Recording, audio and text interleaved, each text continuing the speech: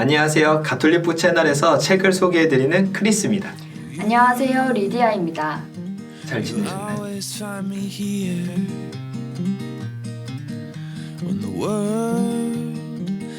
요즘에 말에 대해서 중요성이 굉장히 네. 늘어난 것 같아요. 책들도 많이 나오고. 네, 서점에 가면 말에 관한 책들을 많이 보실 수가 있는데 다른 책들은 주로 화법에 대해서 얘기하고 있다면 오늘 저희가 소개해드릴 마음을 이어주는 말솜씨는 조금 다른 책인 것 같아요. 네, 이 책은 말의 스킬적인 부분을 다루는 게 아니라 말 본연의 가치에 대해서 이야기를 많이 하더라고요. 그래서 말은 사실 상대방과 나와의 의견을 나누는 매개체가 된다고 얘기를 하고 있고요.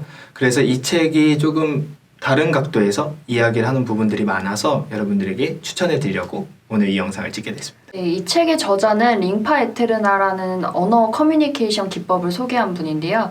이분이 이제 언어 커뮤니케이션 연구소도 운영을 하시면서 직접 본인이 보고 들은 상담 사례를 이 책에 굉장히 다양하게 넣어놨습니다. 맞아요. 이 책은 크게 세 부분으로 구성이 되어 있는데요. 말의 의미에 대해서 설명하고 관계를 개선하기 위해서 어떻게 얘기해야 되는지 알려주고 마지막으로는 갈등에 있어서 말의 역할이 어떤 것인지 얘기하고 있습니다.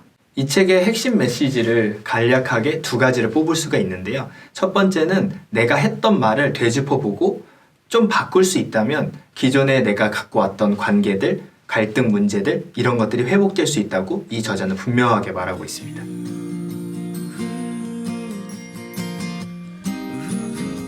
사람들은 되게 복잡하게 생각하는 습관이 있다. 이런 현상은 문장 구조에서도 나타난다. 사람들은 얽히고 설킨 긴 문장을 사용하면서 여기에 다른 생각을 끼워 넣거나 부가 설명을 줄줄이 달곤 한다. 그 결과 상대방은 내용을 잘 따라가지 못한다. 복잡한 문장을 쓰며 이야기할 때 상대방이 짜증을 내며 진지하지 않게 대하거나 조급하게 반응하는 경우가 있다. 이런 경우에는 화자가 산만하고 무능하게 보인다. 이처럼 어법으로 인한 무질서한 사고는 인간관계를 어렵게 한다. 여기에서 저자는 정돈되지 않은 말을 했을 때 상대방에게 내 의사를 제대로 전달하지 못하게 되고 상대방은 내 의사를 잘 모르니까 오해를 하게 되고 감정이 상하게 되고 그래서 둘 사이에 갈등이 생긴다고 이야기를 합니다. 그래서 저자는 정돈된 말을 하기 위해서 첫 번째로 추천하는 방법이 주어를 말하라 라고 얘기를 하고 있어요. 주어를 얘기했을 때 상대방에게 조금 더 내 의사를 명확하게 얘기해주는 효과도 생기고 조금 더 부드러워진다고 얘기를 하더라고요.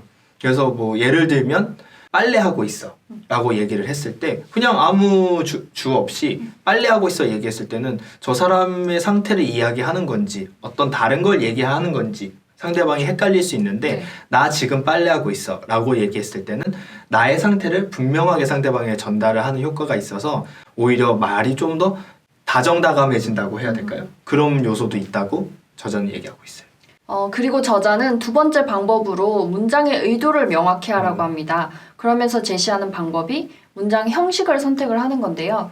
예를 들어서 창문을 열고 싶을 때 창문 좀 열어주실래요? 라고 얘기하면 문장 형식은 의문문이지만 결국 내가 얘기하는 건 요구잖아요. 그렇죠. 그래서 그렇게 얘기하는 것보다 창문 좀 열어주세요 라고 정확하게 얘기하는 게 상대방에게 내 의도를 정확히 전달할 수 있는 방법이고 혹시 만약에 그게 좀 예의 없다고 느껴진다면 제가 지금 더운데 창문 좀 열어주세요 라고 얘기하면 좀 더 친절하고 명확하게 뜻을 전달할 수 있다고 이야기합니다. 확실히 좀 그랬던 것 같아요. 어떻게 내가 요구하는 건데 마치 저 사람한테 의향을 물어보게 함으로써 상대방을 불편하게 만드는 것보다 내 상태를 좀 명확하게 표현해주는 게 이야기 전달이 쉽다고 해야 되나? 의사 전달이 쉽다고 해야 되나? 그런 것들이 있는 것 같아요.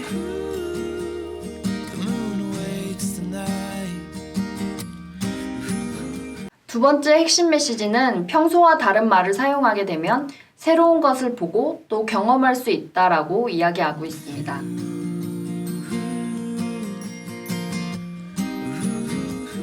다니엘라는 요즘 고민이 하나 있다.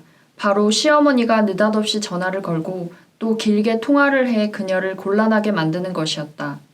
전화가 오면 다니엘라는 어머니 목소리를 다시 듣게 돼서 좋아요 라고 하면서도 속으로는 또 통화가 길어지겠구나 라고 생각한다고 말했다. 이에 저자는 시어머니 목소리를 다시 듣게 돼서 좋다고 말하는군요.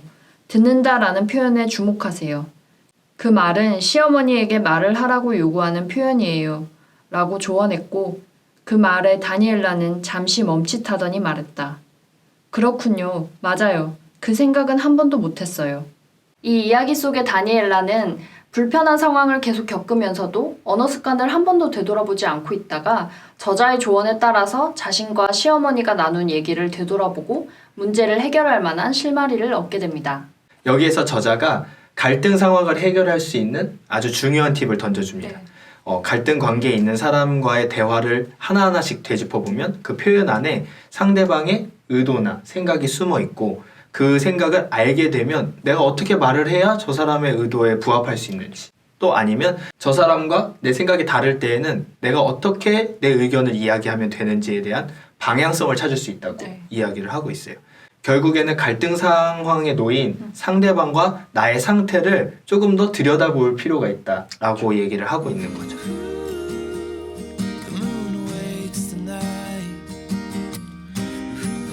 저희가 소개해드린 내용 외에도 저자는 이 책 속에 갈등을 해소하고 더 깊은 관계로 나아갈 수 있는 다양한 방법들을 소개하고 있습니다.